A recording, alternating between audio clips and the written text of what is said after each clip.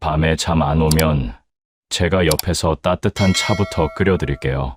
그 말을 처음 들었을 때 저는 정말 눈물이 날 뻔했습니다. 저는 예순의 배려심이 깊은 남자와 재혼했습니다. 남편을 먼저 보내고 혼자 버티며 살던 제게 그 사람은 늘 한 발 먼저 다가와 주었습니다. 무거운 건 들지 말라 하고 늦은 밤엔 전화 대신 푹 쉬라고 다정하게 문자해 주던 사람이었죠. 그래서 저는 그 조용한 배려가 남은 인생에 견딜 힘이 되어줄 줄 알았습니다. 처음엔 저를 위해 아껴주고 챙겨주는 줄만 알았습니다. 하지만 재혼 6개월 뒤 제 일상에 대체 무슨 일이 벌어지기 시작한 걸까요? 시작 전 구독과 좋아요로 함께 해주시고 어느 지역에서 듣고 계신지 댓글로 한 번씩만 남겨주세요. 그곳에 행복이 닿길 바라겠습니다. 그분을 처음 만난 건 동네 복지관이었습니다. 수면 건강 강좌가 있다는 안내문을 현관 게시판에서 봤을 때 솔직히 큰 기대는 없었습니다.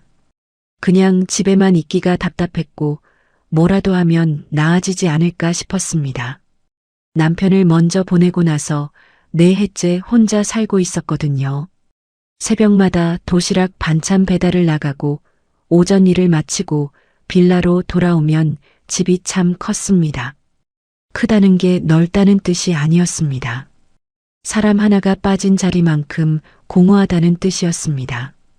갱년기 이후 불면이 심해졌습니다. 눕기만 하면 자다가 자꾸 깼고 한번 눈이 떠지면 새벽 2시, 3시까지 천장만 봤습니다. 쓸데없는 걱정이 새벽 공기만큼 차갑게 밀려들었습니다. 자식들한테 말해봤자 커피 좀 줄이라는 소리나 들었고 그것도 한두 번이지 자꾸 말하기도 지쳤습니다. 밤이 두려운 게 아니라 밤을 혼자 견디는 게 두려웠습니다. 그래서 강좌를 들으러 갔습니다. 강의실은 복지관 2층에 있었습니다. 접이식 의자가 몇 줄 놓여 있었고 앞쪽에 작은 스크린이 있었습니다. 저처럼 혼자 온 분들이 대부분이었습니다. 나이대도 비슷했습니다. 강의는 수면 위생이니 멜라토닌이니 하는 이야기들이었는데 솔직히 귀에 잘 들어오지 않았습니다. 그냥 앉아서 바깥 공기 마시고 왔다는 것만으로도 충분했습니다. 강의가 끝나고 사람들이 하나둘 나가는데 제 옆에 앉아있던 분이 말을 걸었습니다. 차 한잔하고 가세요. 종이컵에 대추차를 담아서 건네는 손이었습니다.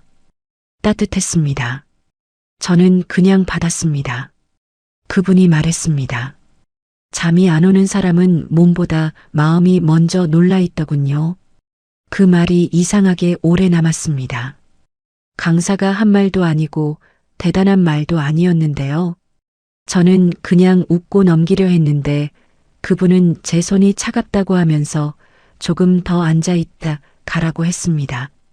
바깥은 쌀쌀했고 차는 따뜻했습니다. 그분이 문상철 씨였습니다. 66이라고 했습니다. 그 뒤로 복지관에서 몇 번 더 마주쳤습니다.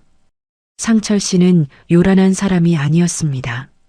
크게 웃거나 먼저 나서는 타입이 아니라 그냥 자연스럽게 옆에 있다가 제 표정이 안 좋으면 한마디 건지는 식이었습니다. 그런데 그 한마디가 이상하게 제 상황을 정확히 짚었습니다. 오늘 얼굴이 어제보다 안 좋아 보여요. 어젯밤 또 설쳤죠? 처음엔 조금 부담스러웠습니다. 그런데 솔직히 싫지 않았습니다. 누군가 제 얼굴만 보고도 어떤 밤을 보냈는지 알아본다는 게 오래간만의 일이었으니까요. 자식들은 바빴고 친구들도 각자 살기 바빴습니다. 제 밤을 자세히 들여다보는 사람이 없었거든요. 나중에는 상철 씨가 제가 배달 마치고 나오는 시간을 기억하고 있다가 기다리는 일도 생겼습니다. 저는 처음엔 우연인 줄 알았는데 3번, 4번 반복되니 그게 아니었습니다. 그분은 제 일정을 깨고 있었고 저는 그걸 열심히 챙겨준다는 신호로 받아들였습니다.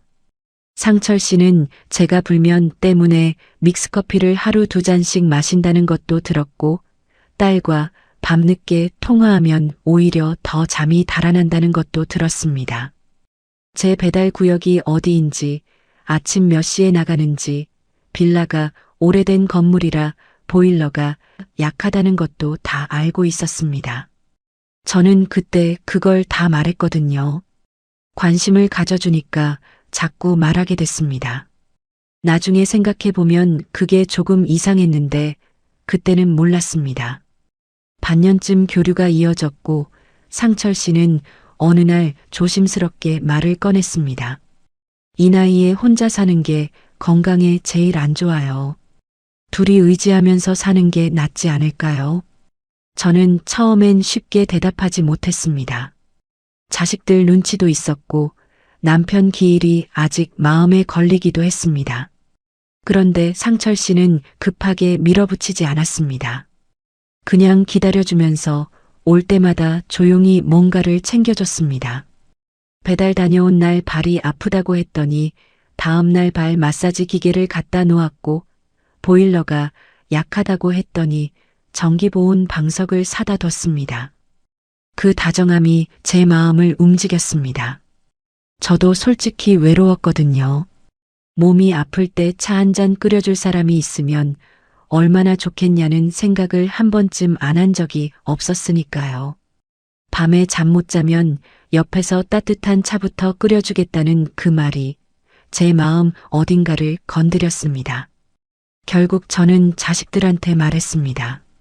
딸은 처음엔 걱정을 했지만 워낙 상철 씨가 조용하고 점잖아 보이는 분이니 크게 반대하지 않았습니다.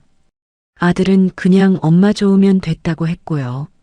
우리는 크게 알리지 않고 조용히 혼인신고를 했습니다. 이 나이에 잔치는 좀 민망하기도 했고 상철 씨도 우리끼리 조용히 살면 된다고 했습니다. 그 말이 저는 또 좋았습니다. 요란하지 않아도 된다는 게요. 합가하고 처음 한 달은 정말 다정했습니다. 상철 씨는 저녁이 되면 거실 조명을 낮게 바꿔줬습니다. 카모마일 차를 끓여서 내왔고 밤에 제가 뒤척이면 등을 토닥이면서 괜찮아요. 다시 자면 되죠 하고 낮게 말해줬습니다. 처음엔 그 손길이 참 따뜻했습니다. 사람 온기라는 게 이런 거구나 싶었거든요. 이 나이에 이런 배려를 받아보는 날도 있구나 하고 속으로 몇 번이나 생각했습니다. 상철 씨는 제가 새벽에 깨서 부엌으로 나오면 먼저 일어나 있기도 했습니다.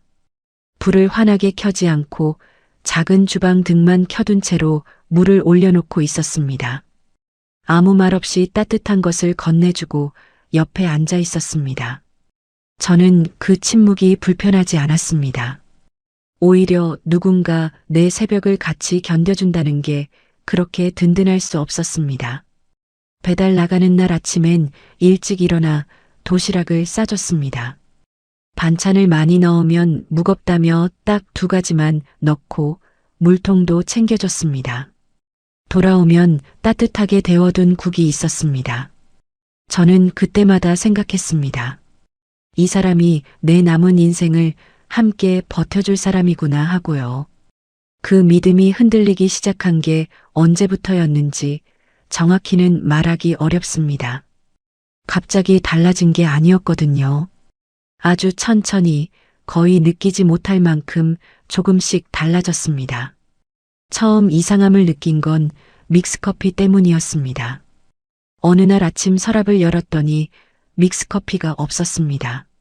제가 늘 2~3봉씩 사다 넣어두는 서랍이었는데 아무것도 없었습니다. 상철 씨한테 물었더니 그분이 말했습니다. 믹스커피가 수면을 망쳐요. 제가 치웠어요. 대신 루이보스 티박스를 사다 놓았다고 했습니다. 저는 처음엔 그러려니 했습니다. 건강이 안 좋다는데 굳이 싸울 일도 아니었으니까요. 그냥 앞으로 마시지 말자고 생각했습니다. 그 다음엔 저녁 8시 이후 전화를 받지 않는 게 좋다고 했습니다. 밤엔 작은 감정도 커지거든요. 전화 한 통에 뇌가 깨어나요. 말 자체는 틀리지 않았습니다. 저도 실제로 밤늦게 딸이랑 통화하면 감정이 일렁이고 잠이 더 달아나는 일이 있었으니까요. 그래서 고개를 끄덕였습니다. 그런데 그게 시작이었습니다. 며칠 뒤엔 제 오랜 친구 경분 얘기를 꺼냈더니 상철 씨가 말했습니다. 그 사람은 말이 너무 많아서 기를 빼는 타입이에요. 만나고 나면 혜자 씨 얼굴이 꼭 지친 표정이에요. 저는 그날 말을 못했습니다. 경분이 말이 많긴 하지만 그 수다가 저한테 얼마나 숨통이 됐는지는 설명하기가 어려웠거든요. 대신 그냥 그랬냐고 했습니다. 그리고 넘어갔습니다. 복지관 모임 얘기를 하면 모이면 결국 자식 흉이랑 남 흉만 보는 자리라고 했고 조카 결혼식 이야기만 꺼내도 남일에 감정 너무 쓰지 말라고 눌렀습니다. 딸과 통화를 길게 하면 자식 걱정이 불면의 시작이라고 했습니다. 저는 그 말들을 들을 때마다 고개를 끄덕였습니다. 틀린 말 같지 않았거든요. 나는 지금 건강 관리를 받고 있는 거라고 그렇게 이해했습니다. 그런데 어느 순간부터였습니다. 친구를 만나고 와서도 즐거웠다는 말을 못하게 됐습니다. 대신 오늘 별일 없었다고 어디 잠깐 바람만 쐬고 왔다고 그렇게 말하게 됐습니다. 마치 제 하루를 설명하는 게 아니라 컨디션 보고서를 내는 것 같은 기분이 들기 시작했습니다. 그때 처음으로 조금 이상하다는 생각이 들었습니다. 건강을 챙긴다면서 왜 제 하루는 점점 더 작아지고 있는 걸까 싶었습니다. 말하지 않아야 할 것들이 생기고 하지 않아야 할 표정이 생기고 조심해야 할 시간들이 생겨나는 건데 그게 건강한 생활과 어떻게 같은 말인지 저는 그때 설명할 수가 없었습니다. 어느 날은 제 휴대폰 쪽으로 상철 씨 손이 갔습니다. 처음엔 그냥 옆에 앉아 있다가 화면을 슬쩍 보는 정도였는데 어느 날은 알림이 자꾸 울리면 뇌가 쉬지 못한다며 제 휴대폰을 받아 설정을 만지기 시작했습니다. 저는 잠깐 뭐 하냐고 물었는데 상철 씨가 말했습니다. 방해금지 모드 설정하는 거예요. 밤에 알림 오면 또 깨잖아요. 틀린 말은 아니었습니다. 그래서 저는 그냥 두었습니다. 그런데 그 뒤로 복지관 단체방 알림이 꺼져 있었고 예전 배달 동료들 채팅방 알림도 없어져 있었습니다. 사촌 언니네 가족방도 조용해졌습니다. 저는 처음엔 제가 뭔가 잘못 건드린 줄 알았는데 나중에 날짜를 맞춰보니 상철 씨가 제 휴대폰을 만진 날과 겹쳐 있었습니다. 그날 이후 저는 휴대폰을 충전할 때 손이 닿지 않는 쪽에 두기 시작했습니다. 뭔가를 의심한 게 아니었습니다. 그냥 그렇게 하고 싶었습니다. 그 마음이 뭘 뜻하는지 그때는 제대로 들여다보지 않았습니다. 합가한 지 2달쯤 됐을 때였습니다. 저는 거울 앞에서 립스틱을 바르고 있었습니다. 경분이랑 오랜만에 복지관 근처에서 차 한잔 하기로 한 날이었습니다. 상철 씨가 거울 너머로 저를 보더니 말했습니다. 그렇게 꾸미고 나가면 마음만 붕 뜨는 거예요. 저는 립스틱을 바르던 손을 멈췄습니다. 그리고 잠깐 그분을 봤습니다. 상철 씨는 그냥 신문을 보면서 담담하게 말했습니다. 나무라는 게 아니라 그냥 사실을 말하는 것처럼요. 저는 그냥 알겠다고 했습니다. 립스틱은 그대로 발랐습니다. 하지만 나가는 내내 마음이 무거웠습니다. 경분을 만나서 차를 마시는 동안에도 뭔가 즐기면 안 될 것 같은 느낌이 들었습니다. 웃음이 터질 뻔하다가도 괜히 움츠러들었습니다. 그리고 집에 돌아와서 저는 오늘 별일 없었다고 했습니다. 경분이랑 만났다는 말도 먼저 꺼내지 않았습니다. 상철 씨가 물었습니다. 오늘 어디 갔다 왔어요? 저는 잠깐 복지관 쪽으로 바람 좀 쐬고 왔다고 했습니다. 거짓말이었습니다. 그게 저한테는 처음 하는 거짓말이었습니다. 그 거짓말을 하면서 손이 조금 떨렸습니다. 그런데 이상하게 그 손 떨림이 두려움이 아니라 뭔가 다른 감각이었습니다. 나중에 생각해 보니 그게 제가 스스로를 지키려는 본능이었던 것 같습니다. 그 무렵 상철 씨가 배달 일을 그만두는 게 어떻겠냐고 처음으로 말했습니다. 제 연금이랑 저축이면 둘이 무리 없이 살 수 있어요. 그 새벽 일이 몸에 무리를 주고 그게 다 수면에 영향을 줘요. 저는 말이 바로 나오지 않았습니다. 배달 일은 단순히 돈 때문이 아니었습니다. 남편이 떠나고 처음 혼자 살기 시작했을 때 아침마다 나갈 곳이 있다는 것, 제 이름을 불러주는 사람들이 있다는 것, 그게 저를 버티게 해준 것들이었습니다. 무릎이 아프고 손이 거칠어졌지만 그 일을 나가면서 저는 제가 아직 살아있다는 걸 느꼈습니다. 그걸 상철 씨한테 설명하려고 입을 열었는데 그분이 먼저 말했습니다. 당신이 그 일에서 의미를 찾는 거 알아요. 그런데 이 나이엔 그게 집착이 될 수 있어요. 집착이라는 단어가 걸렸습니다. 저는 집착한 게 아니었습니다. 그냥 살고 있었던 겁니다. 그런데 그 말을 들으니 갑자기 제 방식이 뭔가 잘못된 것처럼 느껴지기 시작했습니다. 저는 그날도 결정을 미뤘습니다. 생각해 보겠다고만 했습니다. 그리고 그날 밤 자리에 들면서 생각했습니다. 나는 지금 이 집에서 어떤 사람이 되고 있는 걸까? 말을 줄이고 웃음을 참고 친구를 만나고 와서도 숨기고 거울 앞에서 립스틱을 바르다 멈추는 사람. 그 사람이 지금 저였습니다. 건강해지고 있는 게 아니라 작아지고 있었습니다. 그 감각이 그날 밤 처음으로 또렷하게 들어왔습니다. 아직 어떻게 해야 할지는 몰랐습니다. 하지만 이 감각만큼은 지우지 말아야겠다고 생각했습니다. 그 감각은 사라지지 않았습니다. 아침에 눈을 뜨면 잠깐 잊혀지는 것 같다가도 하루 중 어느 순간 다시 올라왔습니다. 상철 씨가 뭔가를 말할 때마다, 제가 뭔가를 하려다 멈출 때마다 그 감각이 조용히 등 뒤에서 저를 건드렸습니다. 그런데 저는 그걸 붙잡지 않았습니다. 붙잡으면 인정해야 하고 인정하면 뭔가를 결정해야 하는데 그 결정이 두려웠습니다. 늦은 나이에 다시 살아보겠다고 들어온 결혼이었으니까요. 그래서 저는 그 감각을 붙잡는 대신 덮었습니다. 오늘 하루도 별일 없었다. 상철 씨가 걱정해서 그러는 거다. 나는 원래 예민한 편이다. 그런 말들로 덮었습니다. 그리고 다음 날 아침 배달을 나갔습니다. 그 무렵부터 상철 씨의 방식이 조금 더 촘촘해졌습니다.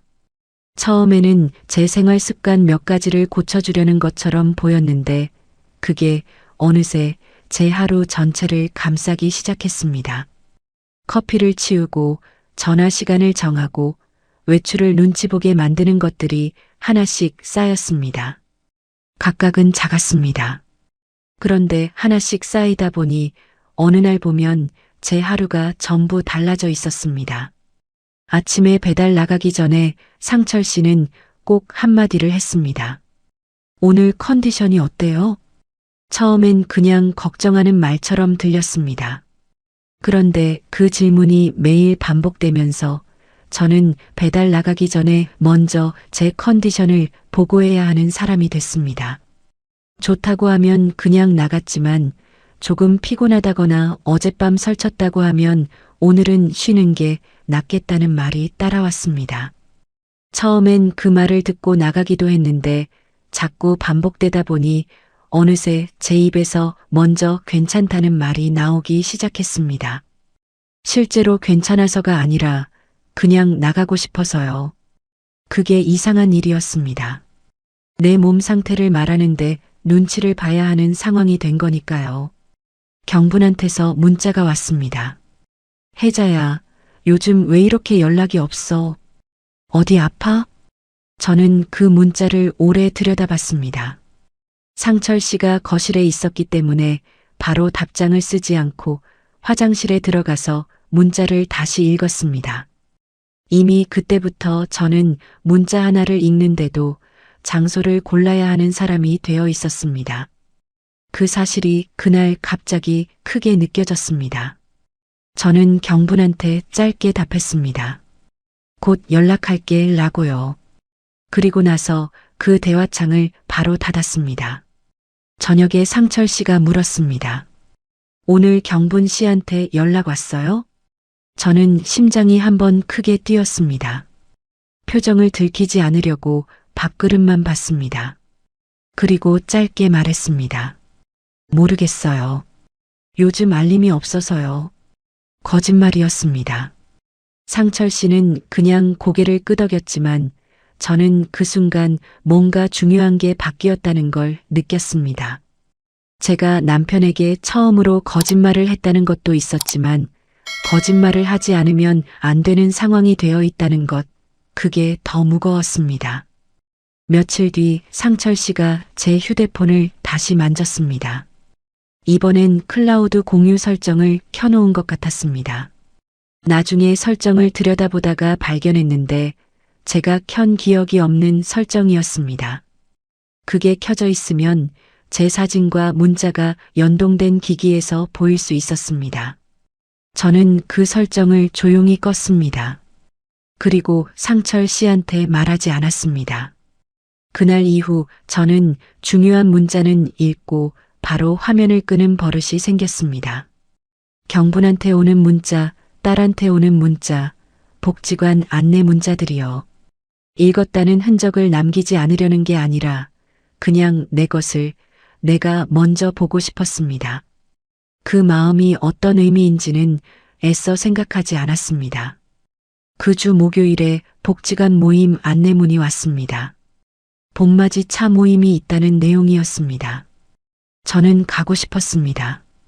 오랜만에 수님 언니도 보고 싶었고 경분도 보고 싶었습니다. 저녁 식사 중에 살짝 꺼냈습니다. 복지관에서 모임이 있다고 하는데요. 상철 씨가 말했습니다. 모임 가면 사람들이 서로 이런저런 얘기 나누다가 감정이 올라오잖아요. 그게 다 수면을 방해하는 거예요. 저는 그 말에 바로 반박하지 않았습니다. 뭔가를 말하려다가 멈췄습니다.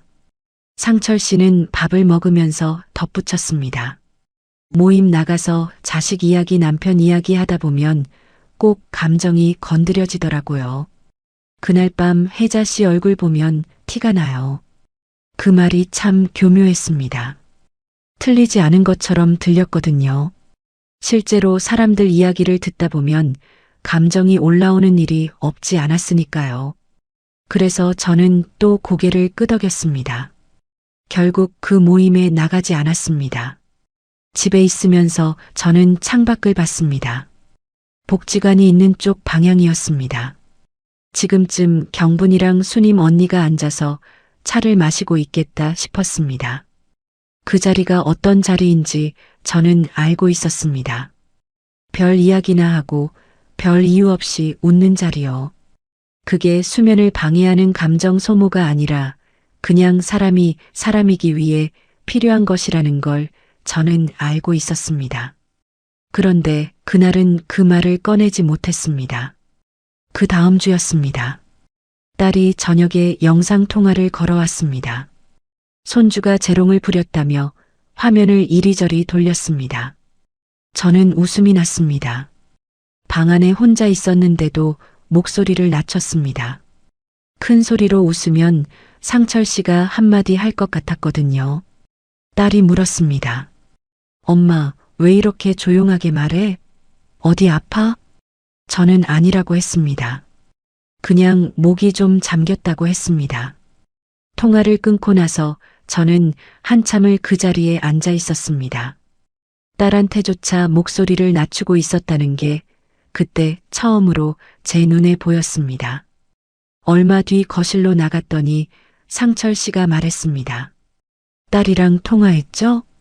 제가 네 했더니 그분이 말을 이었습니다. 자식 통화는 낮에 짧게 하는 게 좋아요. 밤에 감정이 열리면 잠들기 어렵거든요. 저는 아무 말도 하지 않았습니다. 딸과 통화하는 것도 이제 시간과 길이를 관리받아야 하는 일이 된 거였습니다. 내 자식과 내가 언제 얼마나 이야기를 나눌지 그게 허락받아야 하는 일이 되어버린 거였습니다. 그 생각이 드는 순간 목이 뻐근해졌습니다. 울고 싶었는데 울지 않았습니다. 울면 또 오늘 밤 잠 못 잘 거라는 말을 들을 것 같았으니까요. 그 생각을 하다가 저는 잠깐 멈췄습니다. 울고 싶은데 울지 말아야 한다는 생각을 하는 게 지금 이 집에서는 자연스러운 일이 되어 있었습니다. 언제부터 그렇게 됐는지를 생각해 보니 어느 특정한 날이 아니라 조금씩 그렇게 된 거였습니다. 작은 것들이 하나씩 바뀌면서 어느 날 보니 제 하루 전체가 달라져 있는 시기였습니다. 상철 씨는 그 무렵부터 제 표정과 말투까지 건드리기 시작했습니다. 제가 밝은 목소리로 전화를 받으면 흥분하지 말라고 했습니다. 거울 앞에서 립스틱을 바르면 그렇게 꾸미고 나가면 마음만 붕 뜬다고 했습니다. 한 번은 경분과 통화하다가 웃음이 터진 적이 있었는데 그때 상철 씨가 거실 문턱에 서서 말했습니다. 그렇게 들뜨면 오늘 밤 또 잠 못 자요. 걱정하는 말투였지만 이상하게 그날 그 말이 무섭게 들렸습니다. 웃지 말라는 뜻처럼 들렸거든요. 또 어느 날은 제가 웃다가 목소리가 커졌더니 이런 말을 했습니다. 이 나이에 그렇게 하이톤으로 웃는 건 보기 불편해요. 저는 그 말을 듣는 순간 웃음이 그 자리에서 멈췄습니다. 보기 불편하다는 말이었습니다. 제 웃음이 누군가한테 불편한 것이 됐습니다. 그 말이 오래 마음에 걸렸습니다. 그 뒤로 저는 친구에게 먼저 연락하는 일을 줄였습니다. 딸 전화가 와도 짧게 끊었습니다. 상철 씨는 그런 저를 보며 이제야 사람이 차분해졌다고 만족해했습니다. 그 말을 들을 때마다 제 안에서 뭔가가 조금씩 죽어가는 기분이 들었습니다. 한 번은 상철 씨가 말했습니다. 다음 주부터는 경분 씨 전화 받지 말아요. 그 사람 통화만 하고 나면 당신 목소리가 들떠요. 경분 전화를 아예 받지 말라는 말이었습니다. 저는 그 말을 듣고 잠깐 그분을 봤습니다. 상철 씨는 진지한 얼굴이었습니다. 농담이 아니었습니다. 저는 아무 말도 하지 않았습니다. 그날 밤 잠자리에 들면서 저는 생각했습니다. 커피도 모임도 딸 통화도 립스틱도 웃음소리도 이제는 경분 전화까지 하나씩 없어지고 있었습니다. 없어질 때마다 건강을 위한 거라는 말이 붙었습니다. 그런데 저는 건강해지고 있는 게 아니었습니다. 잠은 여전히 잘 못 잤습니다. 오히려 더 자주 새벽에 깼습니다. 자다가 눈이 떠지면 상철 씨 말이 떠오르는 날도 있었고 경분한테 답장을 늦게 한 것이 마음에 걸려 뒤척이는 날도 있었습니다. 그러니까 저는 잠을 위해 그 생활을 견디고 있었는데 정작 그 생활 때문에 더 잠을 못 자고 있었던 겁니다. 그 역설이 그날 밤 처음으로 선명하게 보였습니다.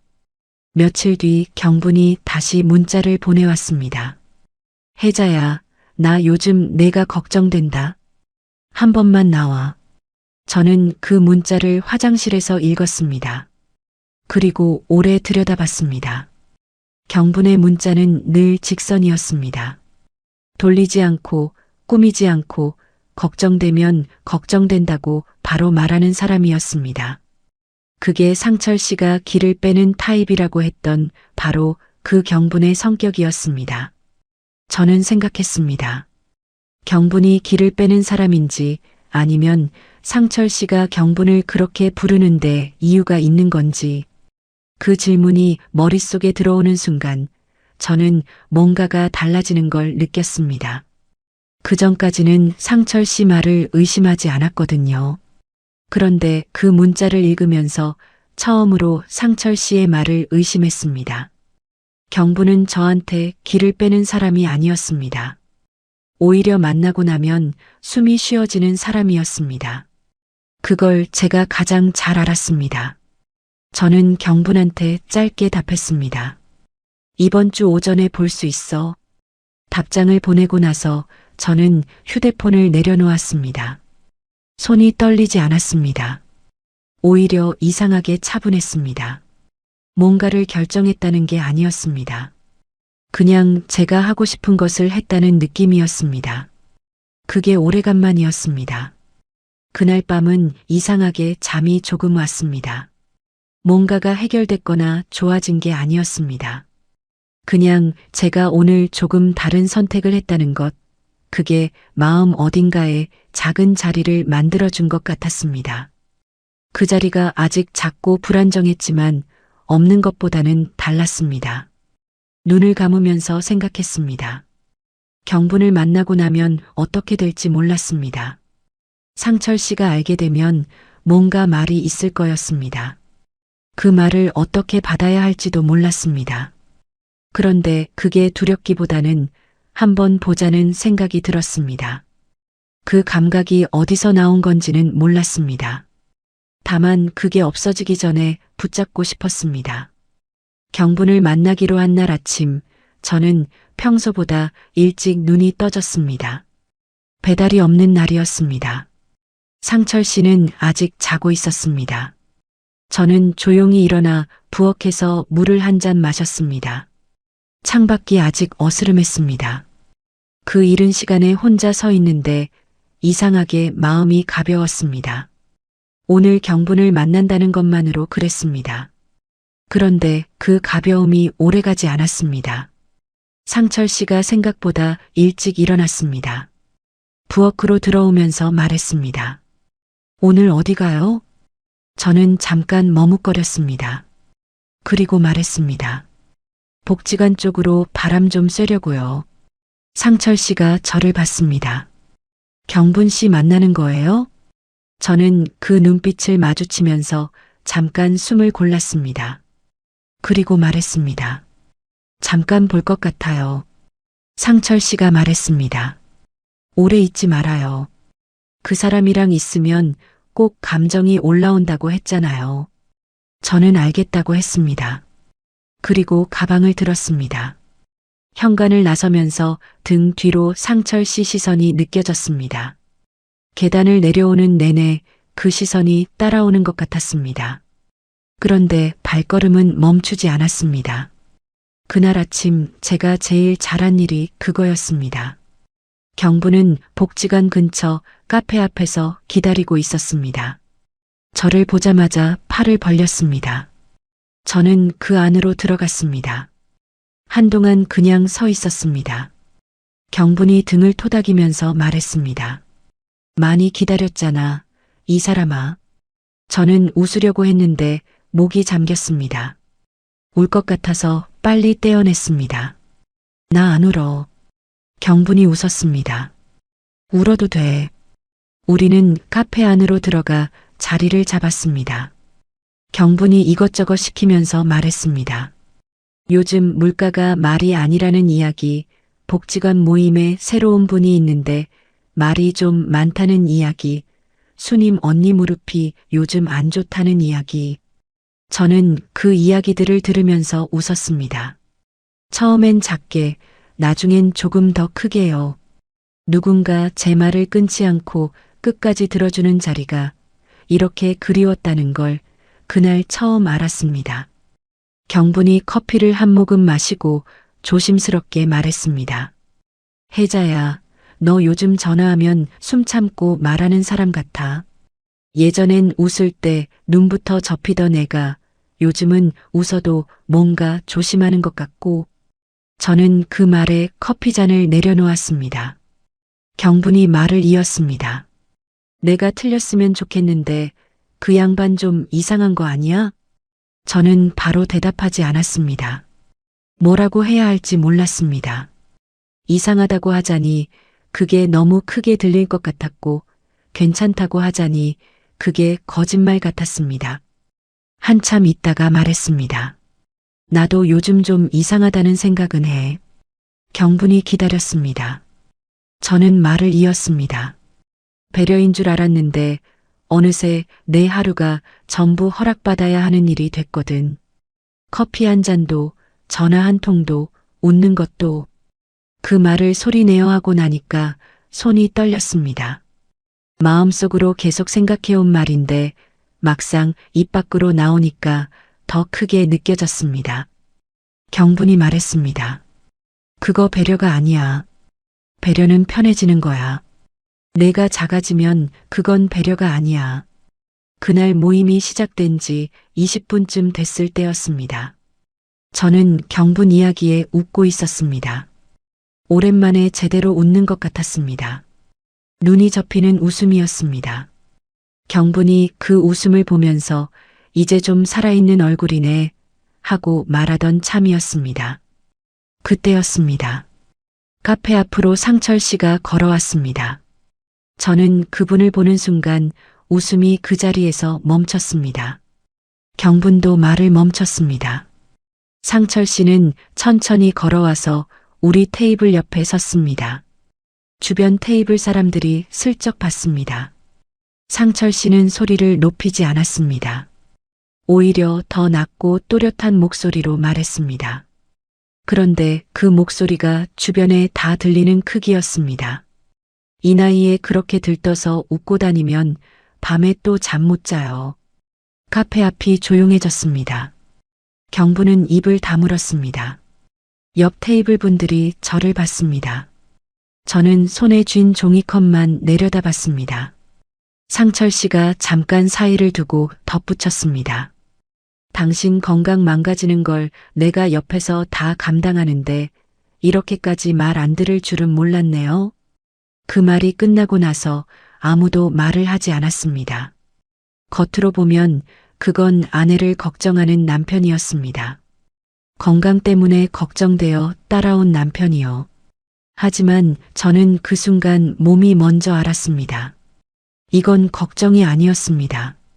남들 앞에서 하는 길들이기였습니다. 내가 어디서 누구와 웃고 있는지를 확인하러 온 것이었습니다.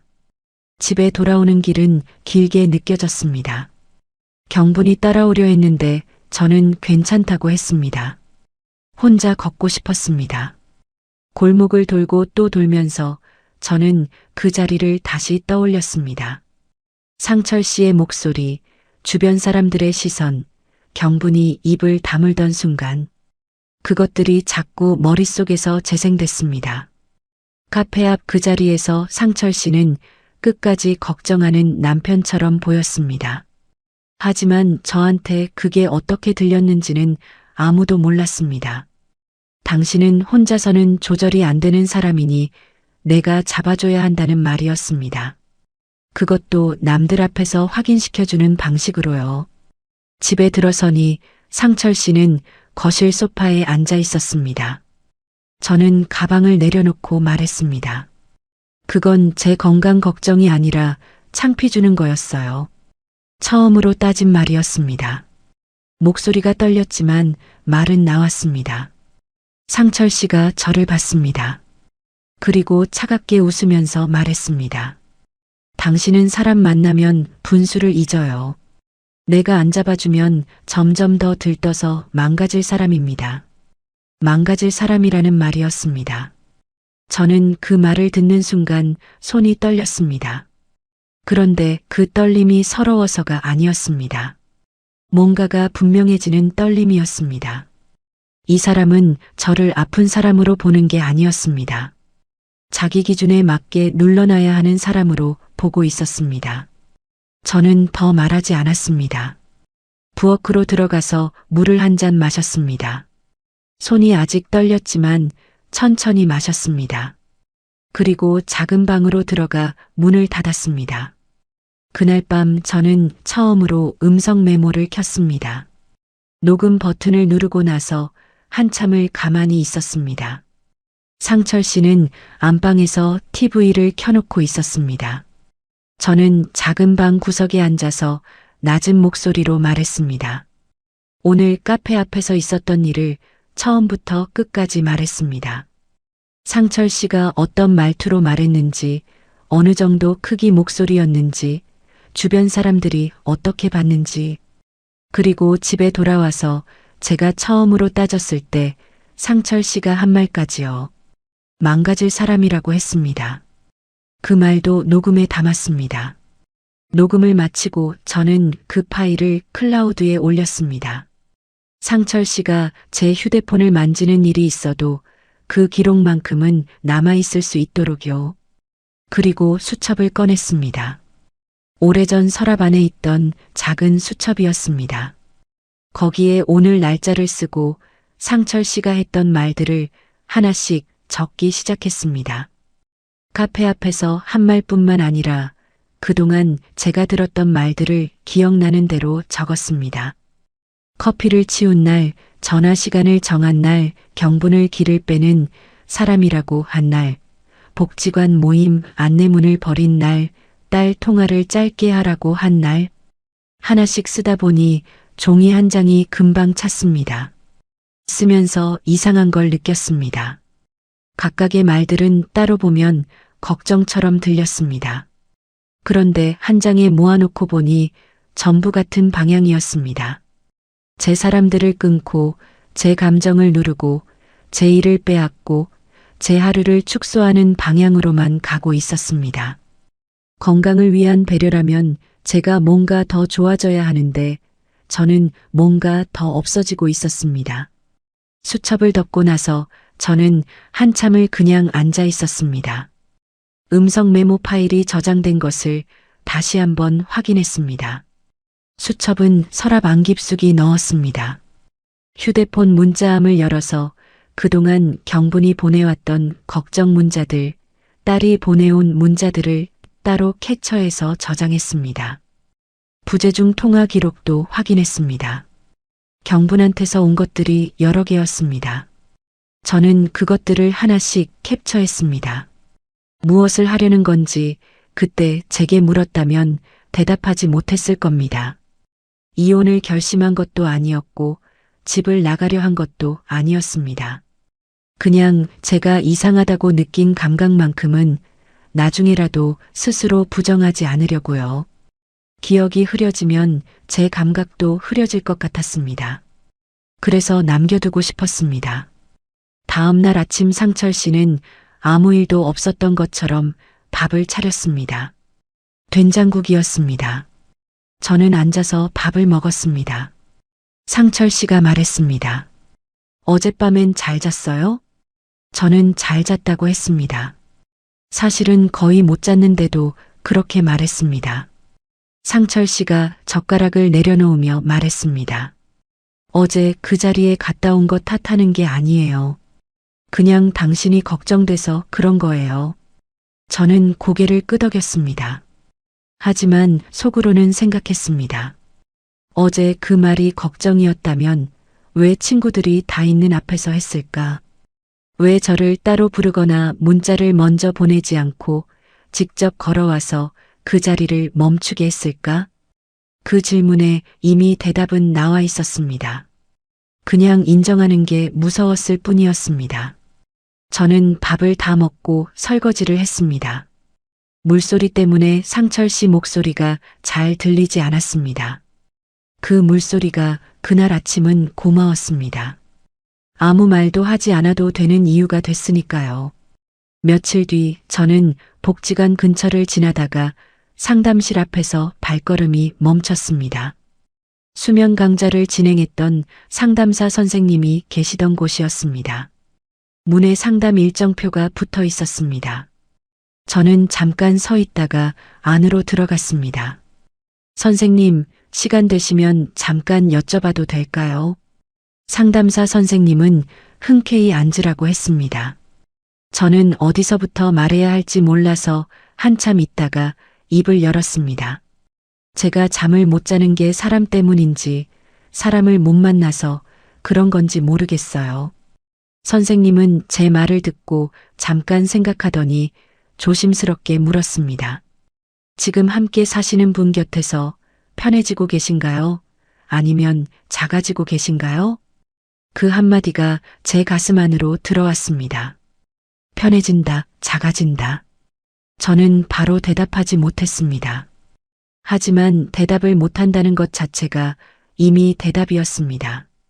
편해지고 있었다면 그 질문에 바로 고개를 끄덕일 수 있었을 테니까요.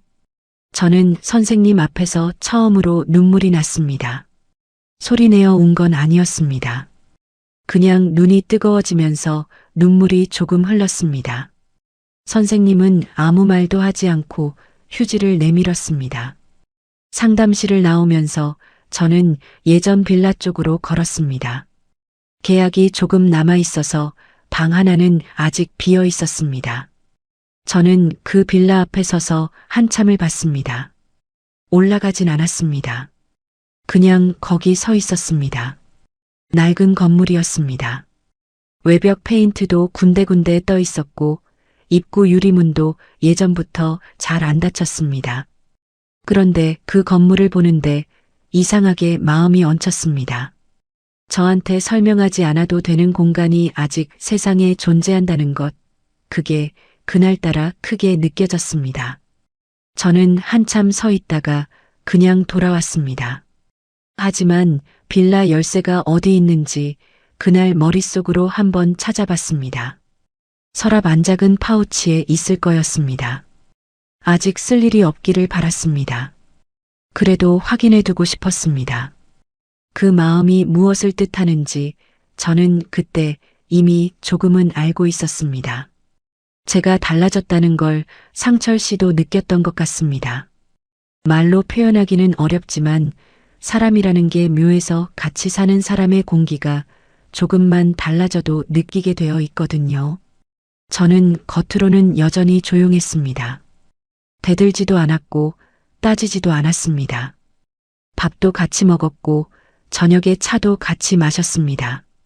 그런데 상철 씨는 그 무렵부터 뭔가를 더 자주 확인하기 시작했습니다. 제가 외출하고 돌아오면 어디 갔냐고 더 꼼꼼하게 물었습니다. 전에는 배달 다녀왔다고 하면 그냥 넘어갔는데 그 무렵부터는 몇 시에 나갔고 몇 시에 끝났는지 오늘 구역이 어디였는지까지 물었습니다. 저는 짧게 대답했습니다. 거짓말은 하지 않으면서 더 이상 자세히 말하지도 않았습니다. 상철 씨는 그 짧은 대답을 불편해했습니다. 어느 저녁 제가 설거지를 하고 있는데 상철 씨가 등 뒤에서 말했습니다. 요즘 왜 이렇게 말이 없어요? 저는 수도를 잠그고 돌아봤습니다. 피곤해서요. 상철 씨가 말했습니다. 피곤한 게 아니라 뭔가 딴 생각을 하고 있는 거 아니에요? 저는 그분을 잠깐 봤습니다. 그리고 말했습니다. 그냥 피곤한 거예요. 다시 돌아서서 설거지를 마쳤습니다. 손이 조금 떨렸습니다. 그래도 목소리는 흔들리지 않으려고 했습니다. 흔들리면 그게 또 꼬투리가 될 것 같았으니까요. 며칠 뒤 상철 씨는 갑자기 다정한 방식으로 돌아왔습니다. 예전처럼 따뜻한 차를 끓여다 주고 제 손을 잡으며 말했습니다. 내가 너무 엄격하게 군 것 같아서요. 미안해요. 저는 그 말을 듣는 순간 몸이 긴장했습니다. 기쁘지 않았습니다. 왜 그 말이 기쁘지 않은지는 그 자리에서 바로 알았습니다. 진심이 아니라는 게 느껴졌기 때문입니다. 저를 다시 부드럽게 묶어두려는 것이라는 게 이미 그 패턴을 여러 번 봐왔기 때문에 알 수 있었습니다. 상철 씨는 그날 저녁 고기를 구웠습니다. 제가 좋아하는 반찬도 따로 차렸습니다. 식사 내내 살가운 말을 건넸습니다. 혜자 씨, 이번 주말에 어디 바람 쐬러 나갈까요? 꽃구경이라도. 저는 그냥 웃었습니다. 좋다 나쁘다 말하지 않고 그냥 웃었습니다. 상철 씨는 제 웃음을 긍정으로 받아들인 것 같았습니다. 그날 밤은 아무 말도 없이 끝났습니다. 그런데 그 다음 날이었습니다. 다정함은 하루를 넘기지 못했습니다. 아침에 제가 경분한테 먼저 문자를 보냈습니다. 짧은 문자였습니다. 잘 지내냐고, 곧 한번 보자고요. 상철 씨가 외출한 틈이었습니다. 그런데 낮에 상철 씨가 돌아와서 거실 소파에 앉더니 말했습니다.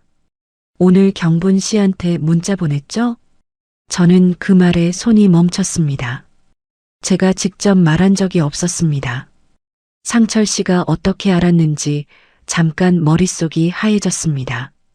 혹시 제 휴대폰을 봤나 싶었습니다. 아니면 다시 설정을 만진 건지. 저는 짧게 말했습니다. 보냈어요. 상철 씨가 말했습니다. 내가 그 사람은 당신한테 안 좋은 영향을 준다고 했잖아요. 저는 고개를 들었습니다.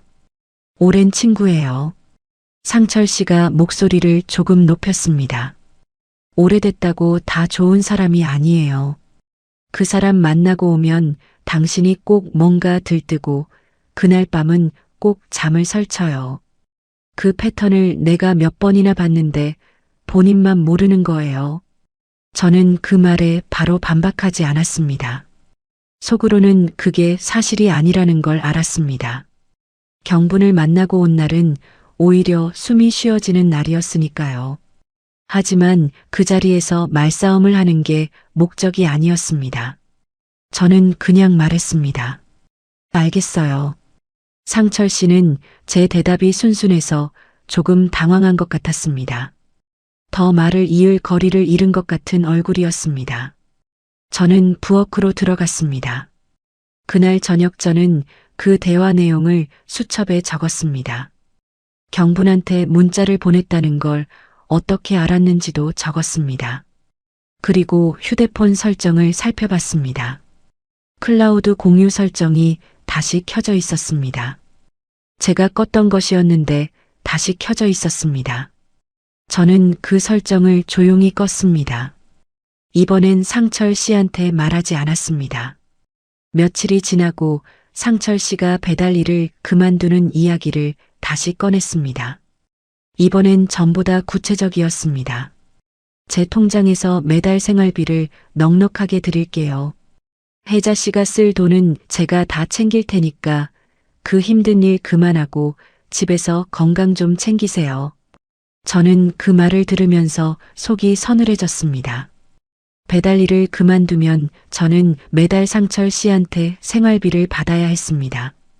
그러면 제가 어디에 쓰고 누구를 만나고 어디에 가는지가 다 상철 씨 손을 거쳐야 했습니다. 경제적으로도 엮이게 되는 거였습니다. 그게 어떤 의미인지는 설명하지 않아도 알 수 있었습니다. 저는 짧게 말했습니다. 좀 더 생각해 볼게요.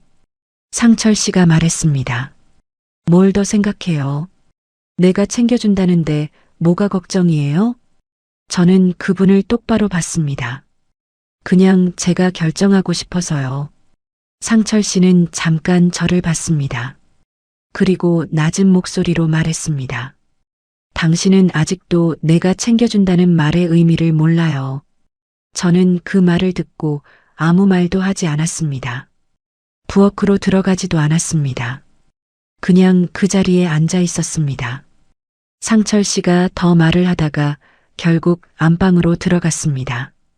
혼자 남은 거실에서 저는 생각했습니다. 챙겨준다는 말이 왜 이렇게 무겁게 들릴까? 챙겨준다는 말이 따뜻하게 들리지 않고 묶어둔다는 말처럼 들리는 건 왜일까? 그 질문에 이미 대답은 나와 있었습니다. 그날 밤 상철 씨가 잠든 것 같았고 저는 작은 방에서 수첩을 다시 펼쳤습니다. 적어둔 말들을 처음부터 다시 읽었습니다. 하나하나 읽다 보니 어느 지점에서 손이 멈췄습니다. 이게 전부 저 혼자 예민하게 받아들인 게 아니었습니다. 날짜별로 보니 패턴이 더 뚜렷하게 보였습니다. 제가 뭔가를 하려 할 때마다, 누군가를 만나려 할 때마다, 어디에 나가려 할 때마다 반드시 한마디가 있었습니다. 그 한마디들은 전부 건강을 명분으로 달고 있었습니다. 저는 그 수첩 옆에 휴대폰을 꺼내 음성 메모 앱을 열었습니다. 그리고 그날 대화 중 기억에 남은 것들을 다시 녹음했습니다. 클라우드 공유가 꺼진 것을 확인하고 저장이 됐는지도 확인했습니다. 그때였습니다. 상철 씨 기척이 났습니다. 저는 휴대폰을 뒤집어 놓고 수첩을 덮었습니다. 상철 씨가 방문을 열었습니다. 아직 안 자요? 저는 고개를 끄덕였습니다. 잠이 안 와서요. 상철 씨가 말했습니다. 그러니까 낮에 너무 생각을 많이 하면 안 된다고요. 저는 고개를 끄덕였습니다. 상철 씨는 그냥 안방으로 들어갔습니다. 문이 닫히고 나서 저는 긴 숨을 내쉬었습니다. 그 다음 주였습니다. 상철 씨가 처음으로 딸 얘기를 직접 꺼냈습니다.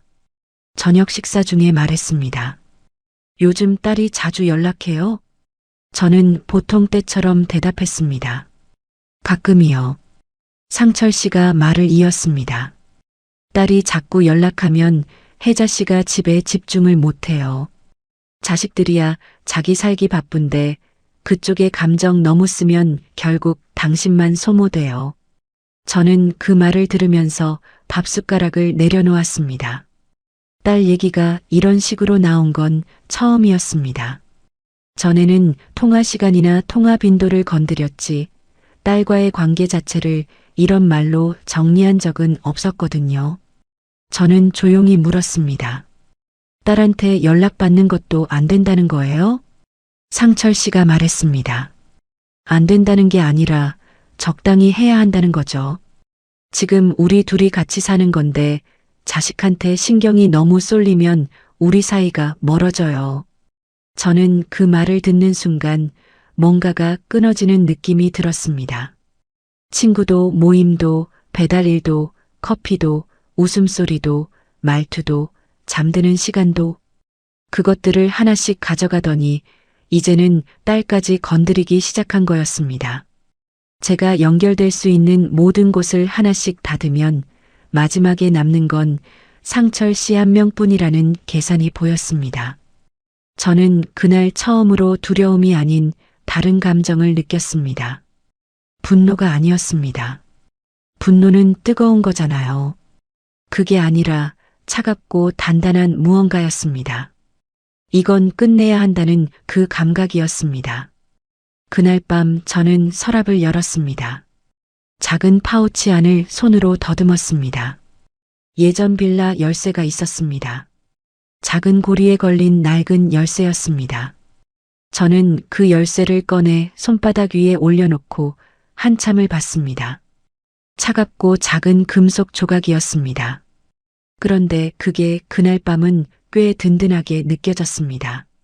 저는 그 열쇠를 파우치에 다시 넣지 않고 제 가방 안쪽 지퍼 달린 주머니에 넣었습니다. 어디를 나가든 들고 다닐 수 있도록요. 아직 쓸 일이 없기를 바랐지만 있어야 할 것 같았습니다. 다음 날 저는 배달을 나갔다가 복지관 근처를 지나쳤습니다. 무료 법률 상담 주간이라는 현수막이 붙어 있었습니다. 저는 그 현수막 앞에서 잠깐 걸음을 멈췄다가 그냥 지나쳤습니다. 아직 거기까지 갈 준비가 됐는지 몰랐습니다. 그런데 한 블록쯤 걷다가 다시 돌아왔습니다. 접수처에서 이름을 쓰고 번호표를 받았습니다. 기다리는 동안 손이 떨렸습니다. 제 앞에 두 사람이 있었는데 그 시간이 엄청 길게 느껴졌습니다. 상담사 앞에 앉아서 저는 말했습니다. 이혼 얘기는 아직 아니고요. 그냥 궁금한 게 있어서요. 건강을 핑계로 사람들을 못 만나게 하고 공개적인 자리에서 망신을 준 경우 그게 법적으로 어떤 의미가 될 수 있는지요. 상담사가 메모를 하면서 물었습니다. 구체적인 정황이 있으신가요? 기록이나 증거 같은 게요. 저는 고개를 끄덕였습니다. 문자 캡처, 통화 기록, 음성 메모가 있어요. 상담사가 고개를 들었습니다. 그리고 말했습니다.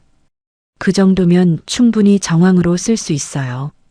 지속적인 인간관계 차단과 공개적인 모욕은 혼인 파탄의 사유로 정리가 됩니다. 그 말을 듣는 순간 저는 조용히 숨을 들이켰습니다. 제가 겪은 일이 그냥 예민하게 받아들인 게 아니었다는 걸 법적인 언어로 처음 확인받은 순간이었습니다. 그게 그렇게 단단하게 느껴질 줄 몰랐습니다. 저는 상담실을 나오면서 걸음이 달랐습니다. 무거운 게 조금 가벼워진 것 같기도 하고 아니면 제 발로 서 있다는 감각이 조금 더 뚜렷해진 것 같기도 했습니다. 집에 돌아오니 상철 씨가 먼저 와 있었습니다. 오늘 왜 이렇게 늦었어요? 저는 가방을 내려놓으면서 말했습니다. 배달 마치고 좀 걸었어요. 상철 씨가 저를 봤습니다. 어디 들렀어요? 저는 눈을 피하지 않고 그분을 봤습니다. 복지관 쪽으로 지나쳤어요. 상철 씨가 말했습니다. 복지관은 왜요? 모임 있었어요? 저는 짧게 말했습니다. 아니요, 그냥 지나친 거예요. 거짓말이었습니다. 하지만 이번엔 그 거짓말이 전과 달리 느껴졌습니다. 전에는 들킬까봐 떨리는 거짓말이었는데 이번엔 지켜야 할 게 생긴 사람의 거짓말이었습니다. 그 차이가 저한테는 컸습니다. 그날 밤 저는 통장을 확인했습니다. 제 이름으로 된 통장이었습니다. 배달 일을 하면서 모아온 돈이 들어 있었습니다. 많지 않았지만 당장 몇 달을 버티기에 모자라지 않은 금액이었습니다. 저는 그 숫자를 한참 들여다봤습니다. 상철 씨 생활비를 받지 않아도 된다는 것, 경제적으로 기댈 필요가 없다는 것, 그게 그날 밤 제일 든든한 사실이었습니다.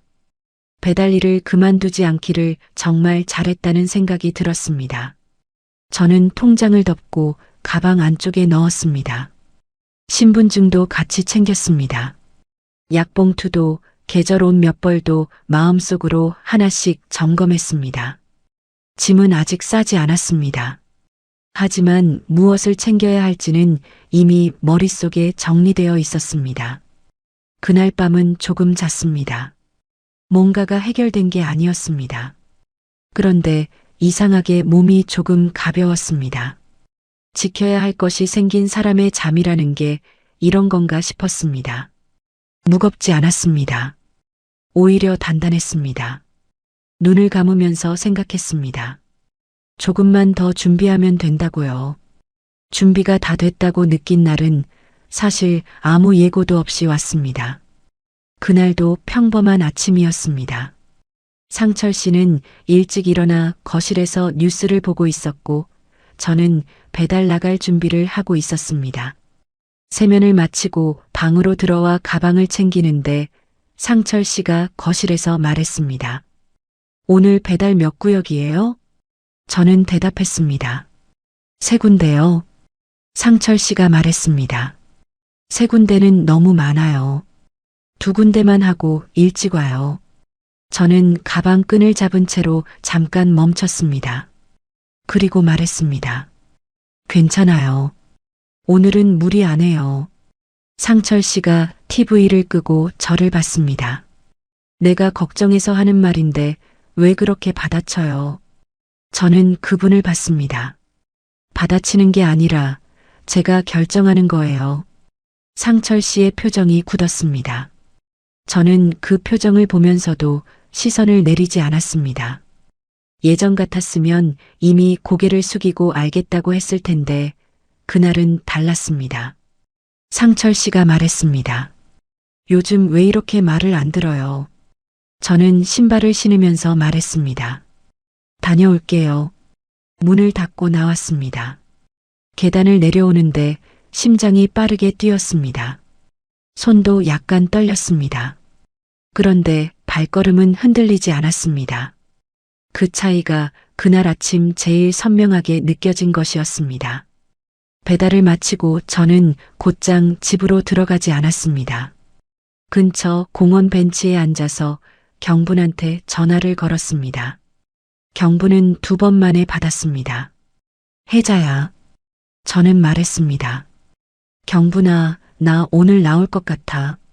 경분이 잠깐 말이 없다가 물었습니다. 진짜로? 저는 고개를 끄덕였습니다. 전화니까 보이지 않았겠지만 그냥 고개를 끄덕였습니다. 응. 오늘 아니면 내일. 짐은 별로 없어. 그냥 중요한 것들만 챙길 거야. 경분이 말했습니다. 알겠어. 나 언제든지 있어. 연락만 해. 전화를 끊고 나서 저는 한참을 벤치에 앉아 있었습니다. 하늘이 흐렸습니다. 바람도 좀 불었습니다. 그런데 이상하게 그날 공기가 무겁지 않았습니다. 오히려 오래간만에 바깥 공기를 제대로 마시는 것 같은 느낌이 들었습니다. 저는 그 벤치에 앉아서 한 가지를 더 생각했습니다. 딸한테는 나중에 말해야겠다고요. 나오고 나서 자리가 잡히면 말하자고요. 아직 불확실한 상태에서 딸을 불안하게 하고 싶지 않았습니다. 그게 제 나름의 순서였습니다. 집에 돌아오니 상철 씨는 나가고 없었습니다. 저는 현관에 들어서자마자 시계를 봤습니다. 상철 씨가 오후에 병원 예약이 있다고 했던 날이었습니다. 두어 시간은 될 거였습니다. 저는 그 시간이 충분하다고 생각했습니다. 먼저 작은 캐리어를 꺼냈습니다. 옷장 위에 올려둔 것이었습니다. 조용히 내렸습니다. 그리고 차근차근 챙겼습니다. 계절 옷 몇 벌, 내복, 자주 신는 신발 한 켤레, 세면 용품은 여분으로 사두었던 것들이 욕실 서랍에 있었습니다. 그걸 챙겼습니다. 상철 씨와 함께 쓰던 것들은 하나도 가져가지 않았습니다. 제 것만 챙겼습니다. 통장은 이미 가방에 넣어둔 지 며칠이 됐습니다. 신분증도요. 약봉투, 안경 케이스, 충전기 하나씩 집어넣었습니다. 수첩도 챙겼습니다.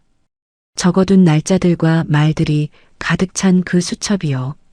그리고 휴대폰에 저장해둔 음성 메모 파일들을 다시 한번 확인했습니다. 클라우드에도 올라가 있는 것을 확인했습니다. 문자 캡처들도 따로 저장 폴더에 정리되어 있었습니다. 캐리어를 닫으면서 저는 방 안을 한번 둘러봤습니다. 가져갈 게 더 있을까 하고 봤는데 생각보다 많지 않았습니다. 그 집에서 제 것이라고 할 수 있는 게 많지 않았습니다. 처음부터 그랬는지 아니면 살면서 그렇게 됐는지 잘 몰랐습니다. 그냥 그 방 안에서 제가 오래 사용한 것들이 많지 않다는 걸 그때 알았습니다. 캐리어를 들고 현관을 나서면서 저는 뒤를 돌아봤습니다. 한 번만 봤습니다. 그리고 문을 닫았습니다. 계단을 내려오면서 다리가 조금 후들거렸습니다. 그런데 이번에도 발걸음은 멈추지 않았습니다. 1층 현관을 나와 바깥 공기를 마셨을 때 저는 그냥 걸었습니다. 버스 정류장 쪽으로요. 예전 빌라까지는 버스로 2정거장이었습니다. 버스를 기다리는 동안 저는 캐리어 손잡이를 꽉 쥐고 있었습니다. 버스가 왔습니다. 올라탔습니다. 창밖으로 익숙한 골목들이 지나갔습니다. 배달을 다니면서 수도 없이 지나쳤던 길들이었습니다. 그 길들이 그날은 다르게 보였습니다. 제가 가고 있는 방향이 달라졌기 때문이었습니다. 빌라 앞에 도착했을 때 저는 열쇠를 꺼냈습니다. 가방 안쪽 지퍼 주머니에 넣어둔 것이었습니다. 손으로 꺼내 문에 꽂았습니다. 오래된 자물쇠라 한 번에 잘 안 열렸습니다. 2번 돌리니까 열렸습니다. 문을 열고 들어서자마자 낡은 장판 냄새가 났습니다. 오래 환기를 못 시켜서 공기가 좀 탁했습니다. 싱크대에 먼지도 앉아 있었습니다. 그런데 저는 그 낡고 조금 퀴퀴한 공기를 마시면서 숨이 쉬어졌습니다. 아무한테도 설명하지 않아도 되는 공간이었습니다. 몇 시에 잠드는지, 누구랑 통화했는지, 왜 웃었는지 보고하지 않아도 되는 곳이었습니다. 저는 캐리어를 방 한쪽에 세워두고 바닥에 앉았습니다. 한참을 그냥 앉아 있었습니다. 울 것 같았는데 울지 않았습니다. 서럽기보다는 어떤 감각이 돌아오는 느낌이었습니다. 손발이 제 것인 것 같은 느낌이요. 오래간만의 감각이었습니다. 얼마 지나지 않아 상철 씨한테서 전화가 오기 시작했습니다. 첫 번째 전화는 받지 않았습니다. 2번째도요. 3번째 전화가 왔을 때 저는 화면을 보면서 잠깐 생각하다가 받지 않았습니다. 그리고 문자가 왔습니다. 지금 어디 있어요? 저는 답장하지 않았습니다. 그 다음 문자가 왔습니다. 걱정돼서 그래요. 연락해요. 저는 그 문자도 읽기만 했습니다. 그 다음엔 이런 문자가 왔습니다. 당신 건강 생각해서 그런 건데 왜 이렇게 예민하게 받아들이냐? 당신 불면 다시 심해질 거다. 나 아니면 누가 그렇게 챙겨주냐? 저는 그 문자를 캡처했습니다. 그리고 저장해둔 폴더에 넣었습니다. 문자는 그 뒤로도 몇 개 더 왔습니다. 처음엔 걱정하는 척 하다가 나중엔 이런 말도 왔습니다. 집을 나간 게 맞다면 당신이 잘못한 거다.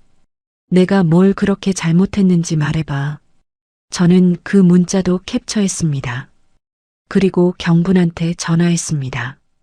경분아, 나 나왔어. 경분이 말했습니다. 잘했어. 진짜 잘했다, 혜자야. 그 말에 저는 처음으로 눈물이 났습니다. 소리는 내지 않았지만 눈물이 흘렀습니다. 경분은 아무 말도 하지 않고 전화를 끊지 않았습니다. 한참을 그냥 같이 있어줬습니다. 그 침묵이 고마웠습니다. 위로한다는 말보다 그냥 옆에 있어준다는 게 그때 저한테 필요한 거였습니다. 다음 날 아침이 됐습니다. 저는 오래간만에 혼자 아침을 맞았습니다.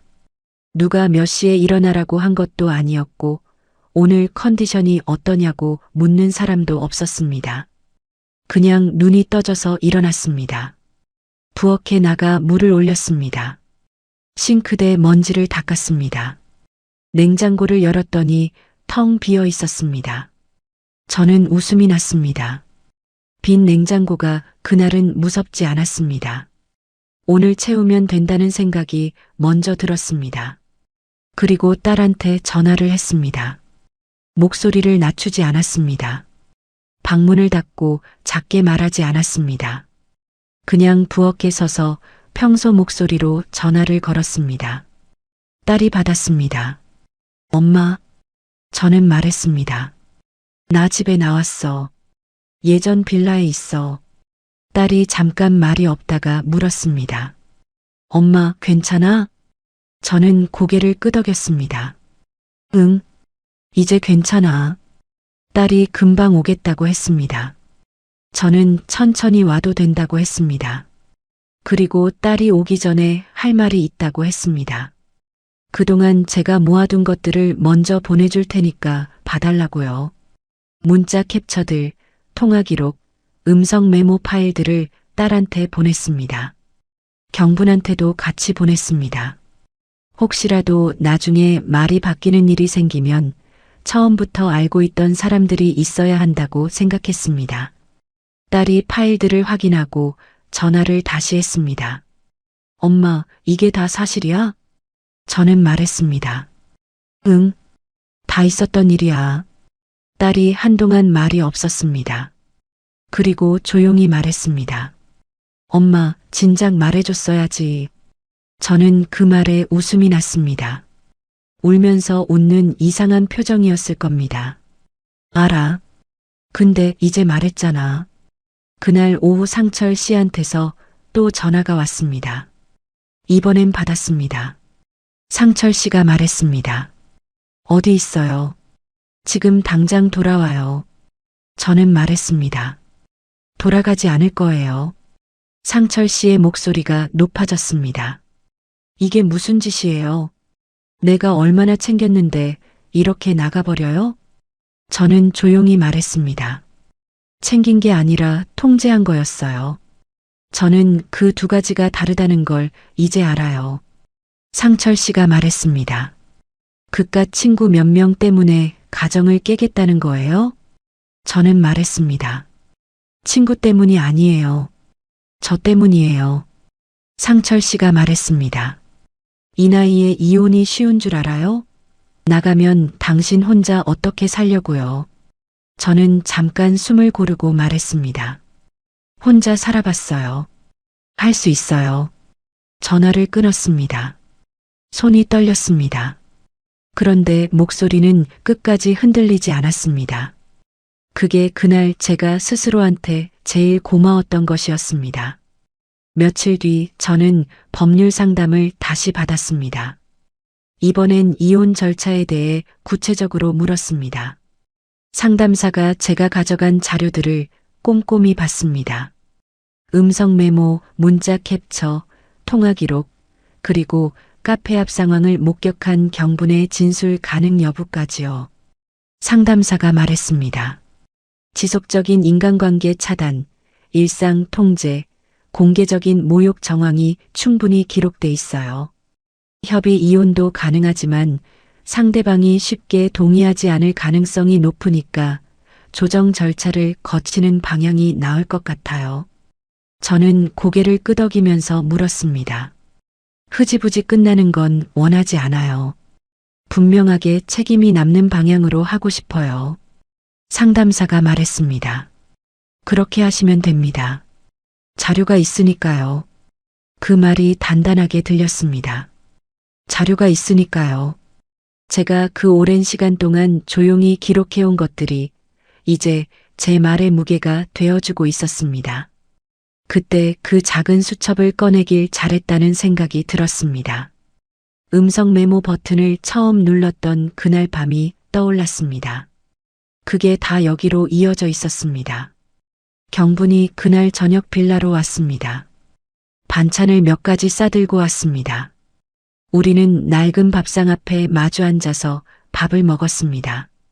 경분이 이것저것 떠들었고 저도 웃으면서 맞장구를 쳤습니다. 목소리를 낮추지 않았습니다.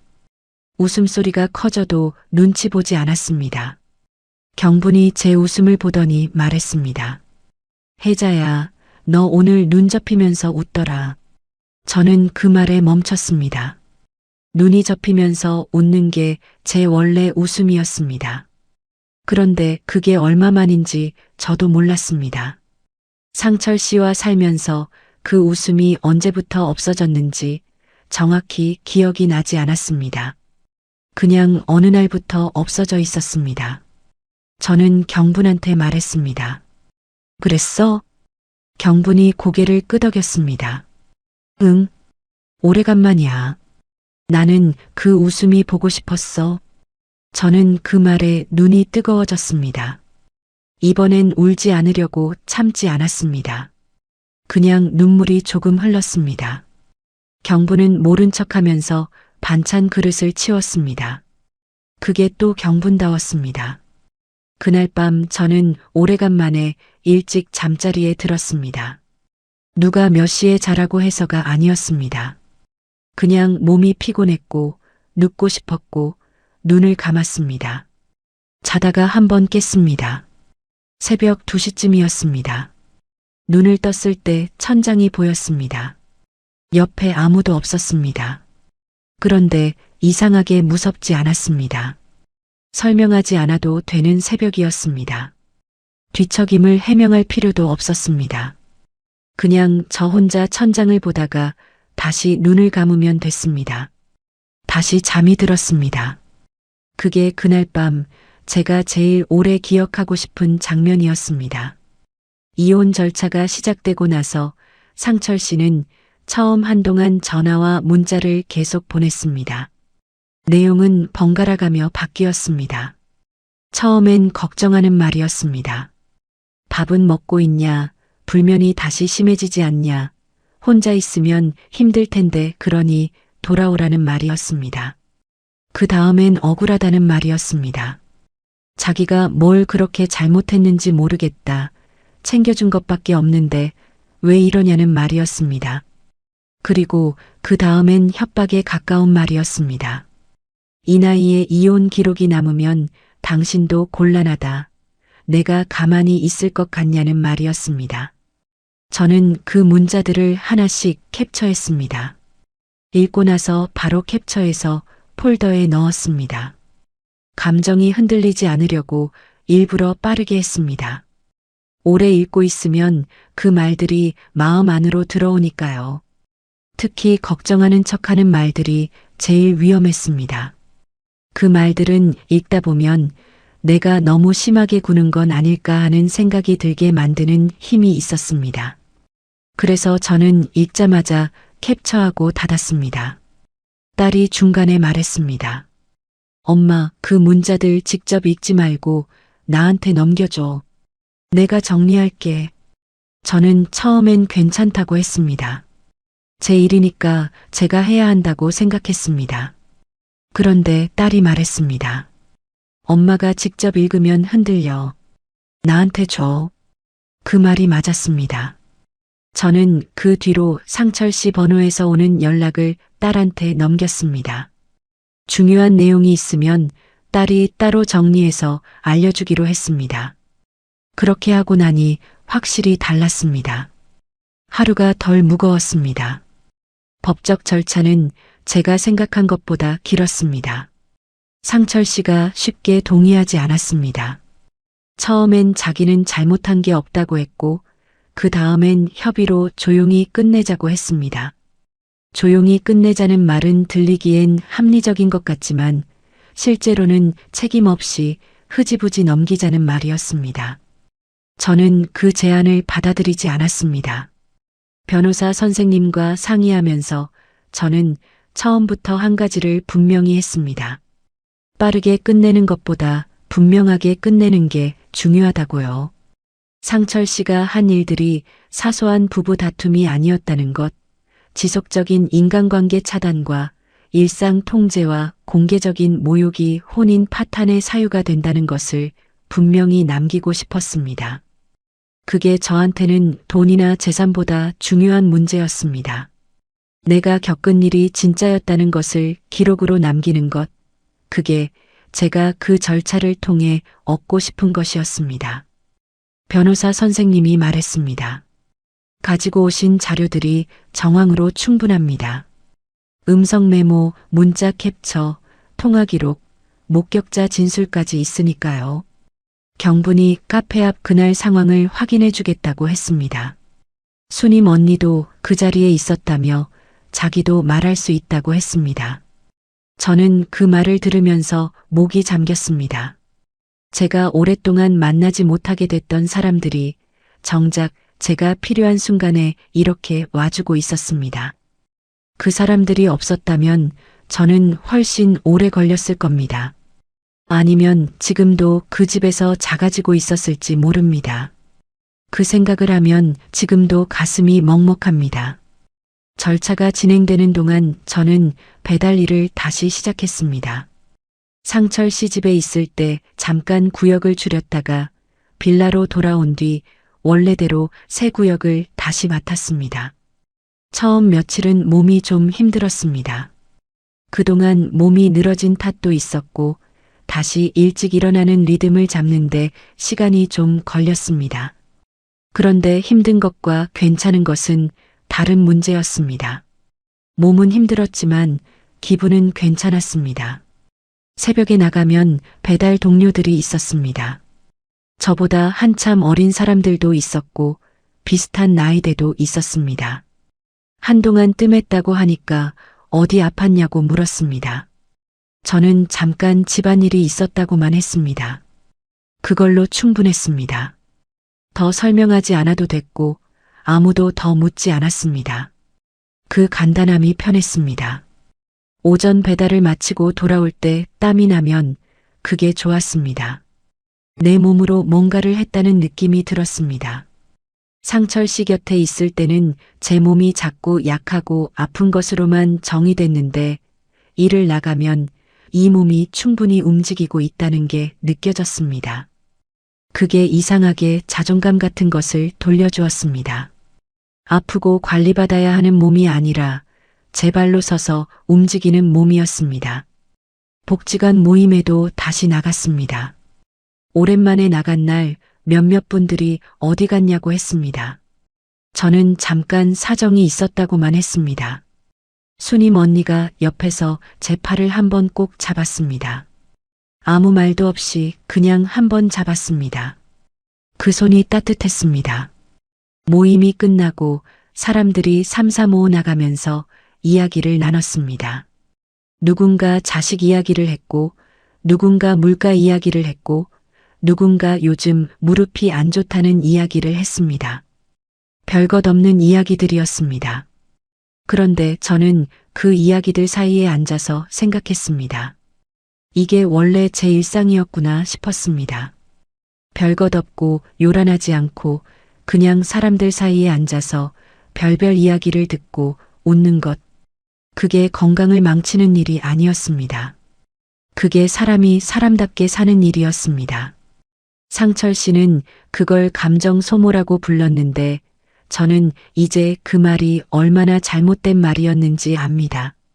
사람 사이에서 오가는 이야기들이 별것 없어 보여도 사람을 살아있게 만드는 것들이었습니다. 상철 씨는 절차가 진행되는 내내 쉽지 않았습니다. 한 번은 변호사를 통해 연락이 왔는데 자기는 혜자 씨 건강을 위해 최선을 다했는데 그게 왜 통제가 되냐는 말이었습니다.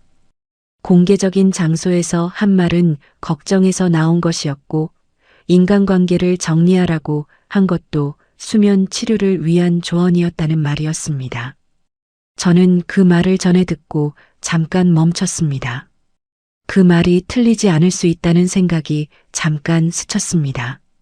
정말로 걱정해서 그런 거라면 어떡하지? 라는 생각이요. 그 생각이 오래가지는 않았습니다. 하지만 그 생각이 들었다는 것 자체가 제가 얼마나 오래 그 말들을 배려로 받아들여 왔는지를 보여주는 것 같았습니다. 저는 수첩을 꺼냈습니다. 그리고 처음 장부터 다시 읽었습니다. 커피를 치운 날, 전화 시간을 정한 날, 경분을 길을 빼는 사람이라고 한 날, 카페 앞에서 친구들 앞에서 한 말, 딸 통화를 짧게 하라고 한 날, 배달 일을 그만두라고 한 날, 클라우드 설정을 몰래 켜둔 것. 하나씩 읽다 보니 그 생각이 사라졌습니다. 걱정이었다면 제가 커져야 했습니다. 저는 작아졌습니다. 그것 하나로 충분했습니다.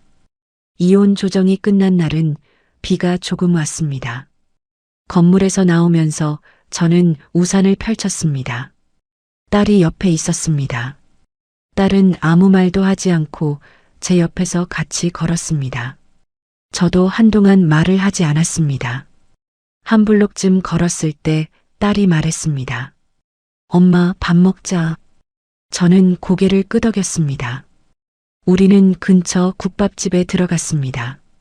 오래된 집이었는데 국물이 진하고 따뜻했습니다. 딸은 밥을 먹으면서 손주 이야기를 했습니다. 요즘 걸음마를 시작했다고 자꾸 넘어지면서도 또 일어나서 걷는다고 했습니다. 저는 그 이야기를 들으면서 웃었습니다. 눈이 접히면서 웃었습니다. 딸이 그 웃음을 보더니 말했습니다. 엄마, 그 얼굴이 엄마 얼굴이야. 저는 그 말에 잠깐 손을 멈췄습니다. 그리고 다시 밥을 먹었습니다. 국물이 짜지 않았습니다. 딱 맞게 간이 됐습니다. 그게 그날 참 맛있었습니다. 서류에 도장을 찍고 나오던 날 이상하게 울지 않았습니다. 서럽다는 감정보다 가볍다는 감각이 먼저 왔습니다.